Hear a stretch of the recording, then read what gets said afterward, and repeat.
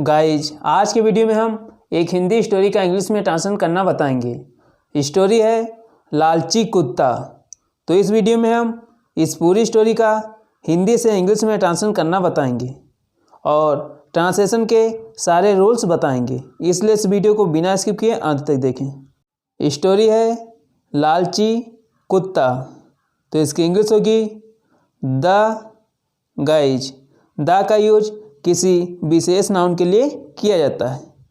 ग्रेडी, ग्रेडी means होता है लालची। डॉग, डॉग मीन्स कुत्ता। The ग्रेडी dog. पहला वाक्य है, एक कुत्ता था जो बहुत भूखा था। गाइज, एक कुत्ता था।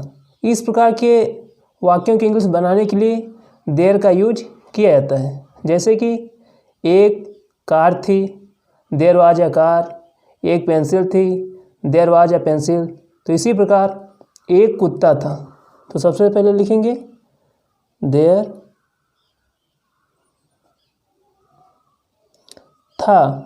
इसके लिए वाज का यूज करते हैं, वाज अ डॉग।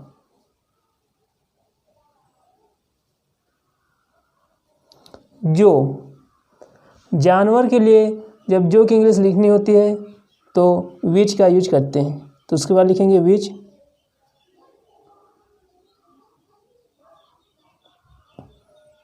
जिसका मतलब होता है जो। उसके बाद था, इसकी इंग्लिश वाज। फिर बहुत भूखा, वेरी हंग्री।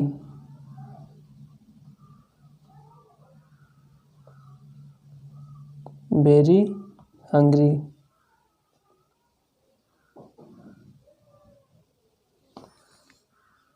एक कुत्ता था, देयर वाज अ डॉग, जो बहुत भूखा था।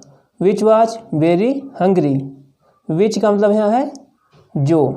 अगला वाक्य, उसने हर जगह भोजन की तलाश की। गाइज, यह जो सेंटेंस है यह पास्ट इंडेफिनिट का है और पास्ट इंडेफिनिट में वर्ब के सेकंड फॉर्म का यूज किया जाता है। तो इसकी इंग्लिश होगी उसने, इसकी इंग्लिश होगी ही। फिर उसके बाद तलाश की। पहले सब्जेक्ट लिखा जाता है, उसके बाद वर्ब की सेकंड फॉर्म। तो तलाश की मतलब कि खोजा। तो इसकी इंग्लिश होती है सर्च। तो सर्च की सेकंड फॉर्म सर्च्ड।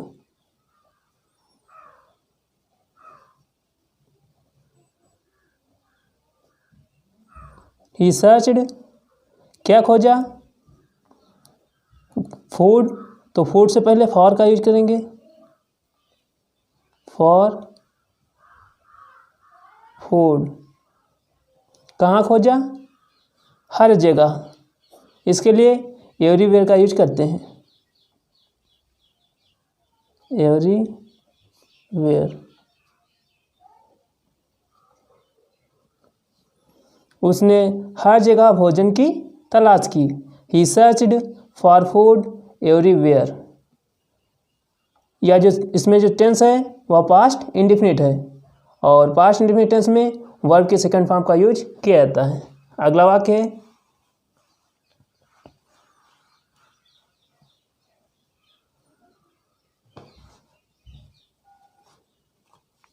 और अंत में उसे एक हड्डी मिली।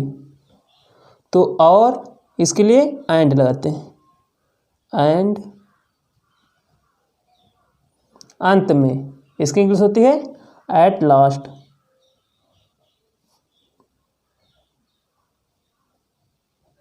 एट लास्ट और अंत में, एंड एट लास्ट।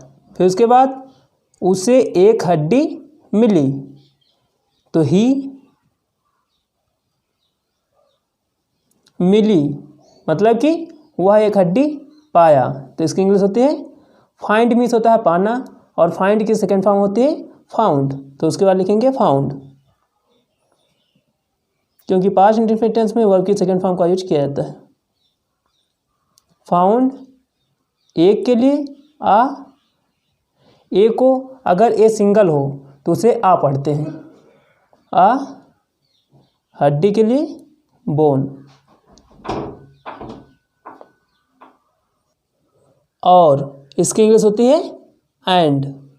अंत में एट लास्ट उसे एक हड्डी मिली। He found a bone. Find means होता है पाना और फाइंड की सेकेंड फॉर्म होती है फाउंड।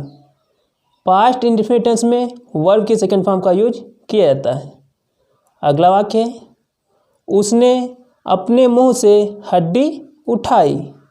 तो सबसे पहले सब्जेक्ट लिखेंगे जो कि है उसने। इसकी इंग्लिश होगी ही।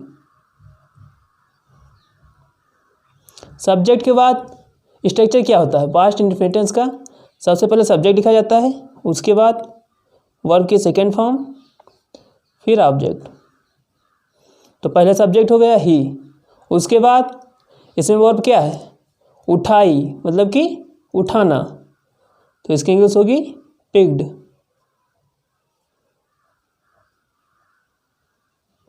पिक्ड। फिर उसके बाद क्या उठाया हड्डी, द बोन। यहाँ पर द का यूज इसलिए हुआ है क्योंकि द इस बोन को डिफिनिट करता है, मतलब कि यह बताता है कि यह जो हड्डी है यह वही हड्डी है जिसका हमने ऊपर जिक्र किया है। इसलिए यहाँ सबसे पहले हमने ए लिखा था क्योंकि इसका पहली बार जिक्र हुआ था। और अगर हम किसी नाउन का दोबारा जिक्र करते हैं तो उससे पहले द का यूज करते हैं। इसका मतलब हुआ कि इस हड्डी के बारे में हम पहले से जानते हैं। फिर उसके बाद किससे उठाया, से के लिए विद मीन्स होता है से या फिर के साथ। फिर अपने मुंह, यहाँ पर सब्जेक्ट है ही, तो जब सब्जेक्ट ही होता है तो अपने के लिए हिज का यूज होगा, हिज। फिर मुंह, इसकी इंग्लिश होती है माउथ।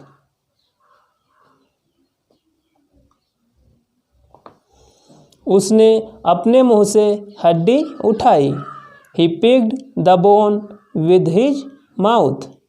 अगला वाक्य और घर जाने लगा। और की इंग्लिश क्या होती है एंड। घर जाने लगा, तो इसमें कोई सब्जेक्ट नहीं है क्योंकि पहला जो वाक्य है उसने अपने मुंह से हड्डी उठाई और घर जाने लगा, मतलब कि सब्जेक्ट यहाँ पर लिख दिया गया है। तो जाने लगा मतलब कि स्टार्टेड।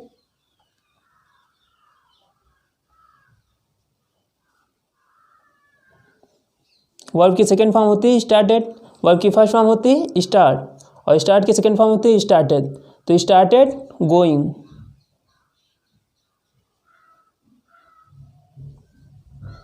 जाने लगा टू।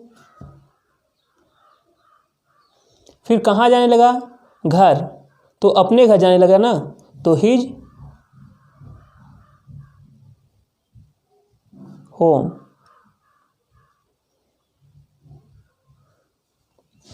वैसे तो टू से पहले, मतलब कि होम से पहले टू का यूज नहीं होता है, लेकिन जब होम से पहले जैसे हिज आ जाए, कोई पॉजेसिव केस आ जाए, हिज आ जाए, हिज होम, योर होम, तो उससे पहले टू का यूज होता है। अगला वाक्य देखते हैं। अगला वाक्य है उसके घर के रास्ते में एक पुल था। तो इसमें मेन सेंटेंस क्या है, एक पुल था। तो जब हमें ऐसे सेंटेंस मिलते हैं जैसे एक पुल था, एक कुत्ता था, एक हाथी था, एक पेन था, तो इसे हम देयर के यूज से बनाएंगे। तो सबसे पहले हम बनाएंगे एक पुल था, देयर।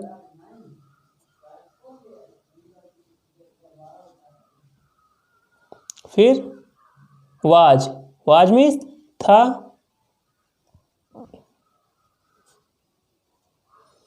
एक पुल, एक के लिए आ।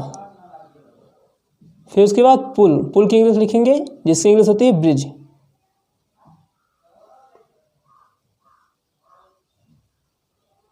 BRIDGE ब्रिज, यहाँ पर डी साइलेंट होता है। फिर उसके बाद कहाँ पर था, ऑन, लगाएंगे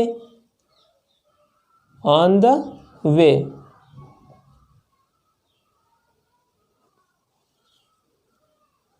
ऑन द वे मतलब कि रास्ते में था या रास्ते पर था। किस रास्ते पर था? टू हिज होम मतलब कि उसके घर के रास्ते पर था। There was a bridge on the way to his home, उसके घर के रास्ते में एक पुल था। अगला वाक्य, जब वह उसे पार करने लगा, तो जब की इंग्लिश होती है व्हेन। व्हेन, फिर सब्जेक्ट जो कि है ही, फिर पार करने लगा मतलब कि स्टार्टेड,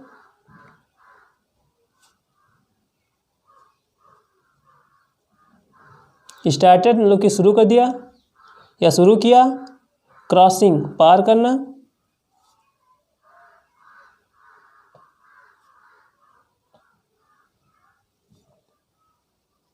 इट मतलब उसे, पुल को।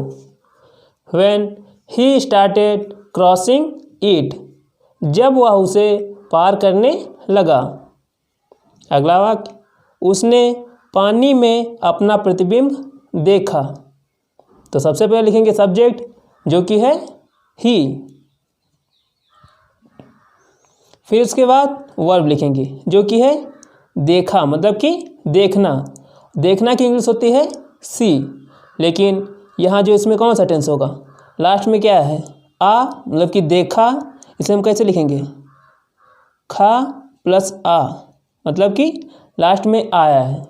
तो यह जो सेंटेंस है वह पास्ट इंडिफिनिट का है, और पास्ट इंडिफिनिट सेंटेंस में वर्ब के सेकेंड फॉर्म का यूज किया जाता है। तो सी की सेकेंड फॉर्म क्या होगी? सा। सी मीन्स होता है देखा मतलब देखना, और सा मीन्स होता है देखा। फिर लिखेंगे क्या देखा? अपना प्रतिबिंब, हिज प्रतिबिंब, रिफ्लेक्शन।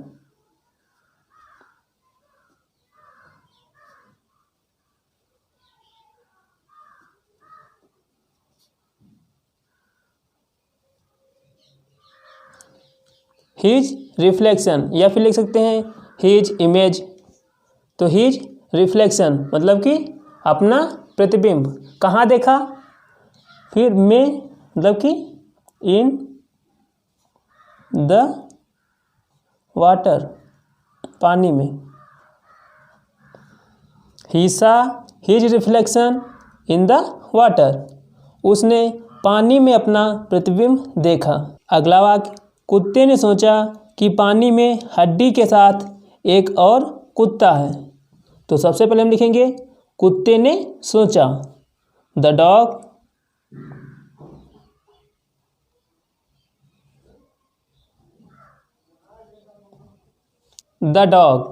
कुत्ते ने, उसके बाद सोचा। गाइज सोचने की इंग्लिश होती है थिंक। यहाँ पर है सोचा जो कि पास्ट इंडेफिनिट टेंस का सेंटेंस है, इसलिए थिंक की सेकेंड फॉर्म अर्थात थॉट का यूज होगा। तो द डॉग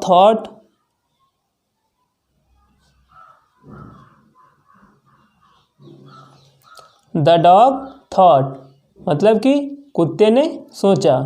फिर उसके बाद आया है की के लिए डैड का यूज करते हैं, तो फिर लिखेंगे डैड की।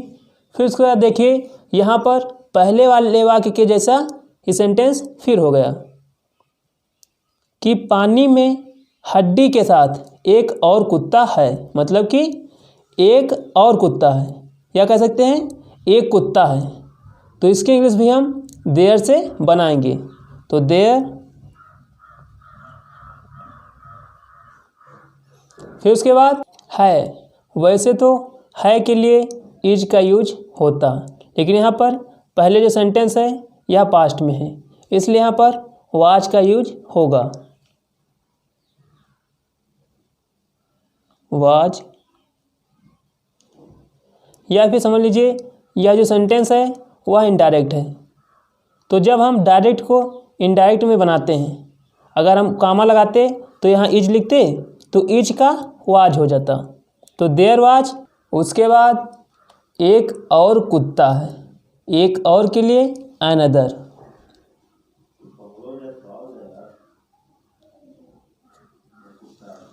डॉग।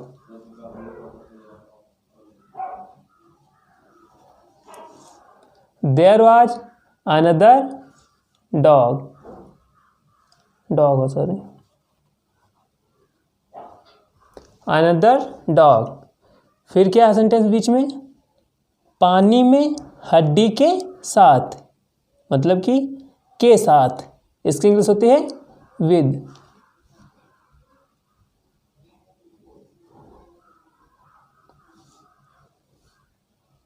किसके साथ, हड्डी के साथ, अ बोन। किसमें, पानी में, में के लिए इन, पानी के लिए वाटर।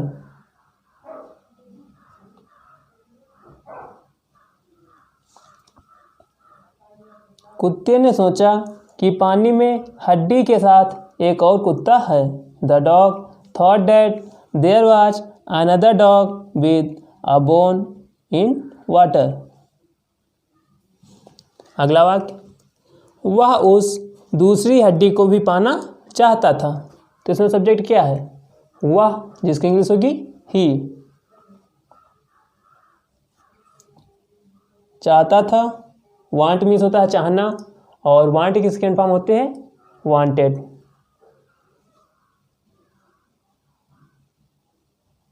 मतलब कि चाहता था, पाना, इसकी इंग्लिश होती है गेट। यहाँ पर पहले से एक वर्ब है और गेट भी एक वर्ब है, इसलिए बीच में टू का यूज करेंगे। ही वांटेड टू गेट, वह पाना चाहता था, क्या पाना चाहता था, उस दूसरी हड्डी को। उस मतलब कि डैट, डैट का मतलब होता है उस, दूसरी मतलब कि अदर, हड्डी, इसकी इंग्लिश होती है बोन। वह उस दूसरी हड्डी को भी पाना चाहता था, भी के लिए टू का यूज होता है। He wanted to get that other bone too. अगला वाक्य, इसलिए उसने अपने स्वयं के प्रतिबिंब पर भौंकना शुरू कर दिया। इसलिए, इसके लिए सो लिखते हैं, सो, इसलिए। फिर सब्जेक्ट क्या है, ही, मतलब कि उसने, ही। फिर शुरू कर दिया, स्टार्टेड।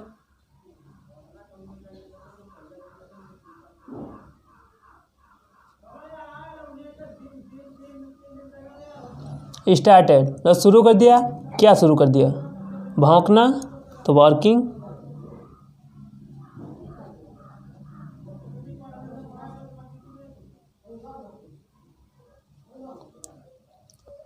स्वयं के प्रतिबिंब पर, मतलब कि अपने स्वयं के प्रतिबिंब पर के लिए एट, एट मतलब पर, अपने, हिज, मतलब स्वयं के, अपने स्वयं के, ओन, प्रतिबिंब, रिफ्लेक्शन।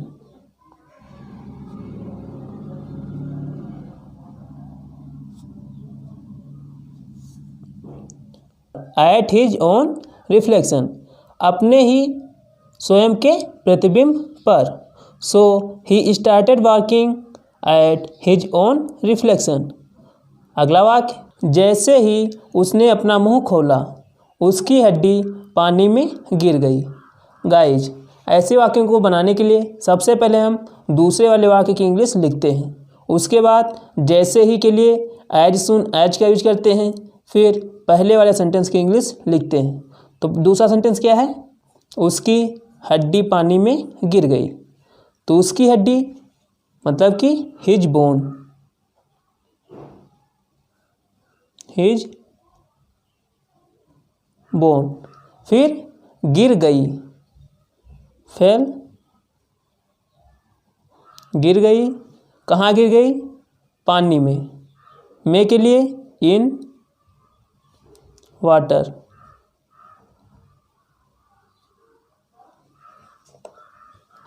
फिर जैसे ही, इसके लिए as soon as, as soon as. फिर उसने अपना मुंह खोला, ही, कि उसने, फिर वर्ब है खोला, ओपेंड,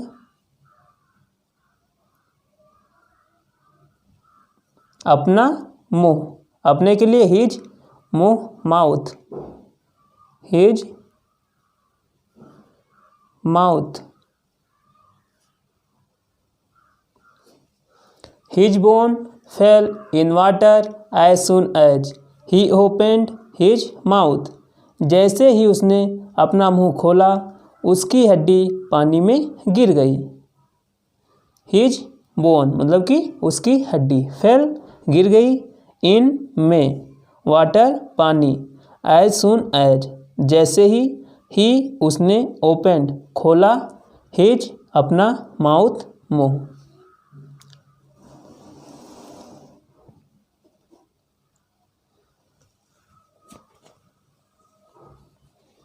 अगला वाक्य, लालची कुत्ते ने अपनी हड्डी खो दी। तो लालची कुत्ते मतलब कि द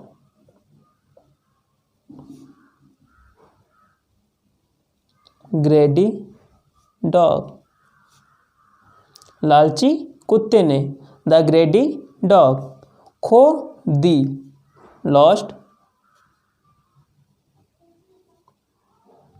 अपनी हड्डी, his bone. Moral of the story मतलब कि इस कहानी की शिक्षा, लालची मत बनो, डोंट बी ग्रेडी।